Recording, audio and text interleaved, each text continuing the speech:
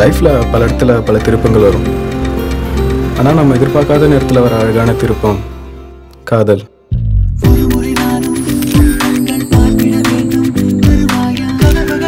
அது அவகிட்ட சொல்ல போகும்போது அந்த பிரச்சனைகளை விட நான் பண்ண சொதப்பல்கள் தான் அதிகம்.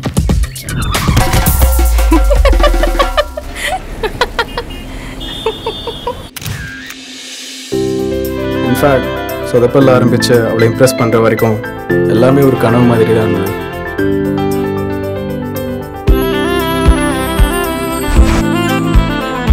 I never believed in dreams until I saw her.